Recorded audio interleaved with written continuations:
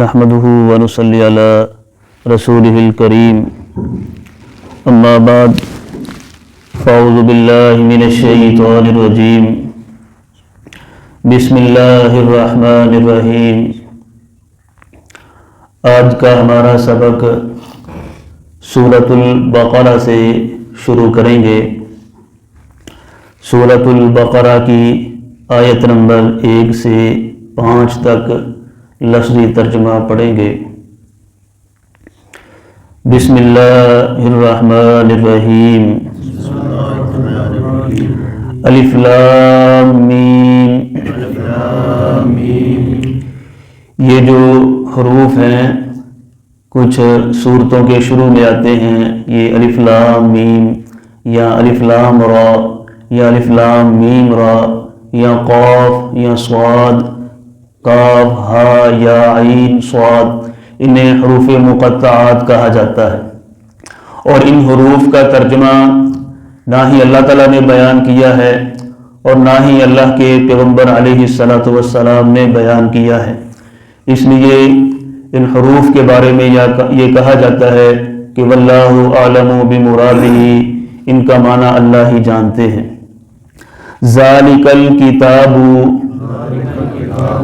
یہ کتاب، لا ریب، نہیں شک، فیہ، اس میں، ہدل، ہدایت ہے، للمتقین، پرہیزگار لوگوں کے لیے، الذین، وہ لوگ، یؤمنون، ایمان رکھتے ہیں، بالغیب، غیب کے ساتھ، وَيُقِيمُونَ الصَّلَاةَ،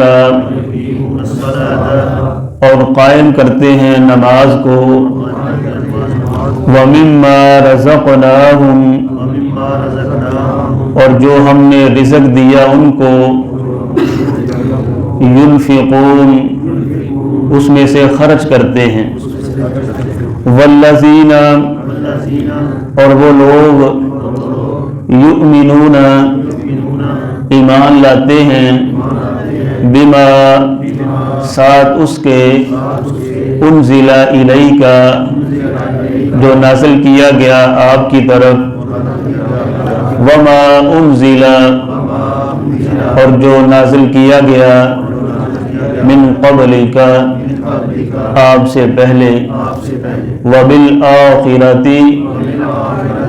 اور آخرت کے ساتھ، ہم یوقنون، وہ یقین رکھتے ہیں، اولئک، یہی لوگ، علی ہدی، ہدایت پر ہیں، من ربہم، اپنے رب کی طرف سے، وَأُولَئِكَ، اور یہی لوگ، ہم المفلحون، فلاح پانے والے ہیں۔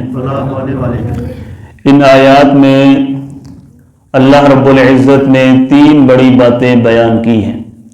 پہلی بات قرآن مجید کی صداقت، کہ یہ حق ہے، سچ ہے، اس میں کوئی شک نہیں ہے۔ اور دوسری بات قرآن مجید کا مقصد، کہ یہ متقین کی ہدایت کے لیے نازل کیا گیا ہے۔ اور تیسری بات متقین لوگوں کے اوصاف، کہ پرہیزگار کون لوگ ہیں۔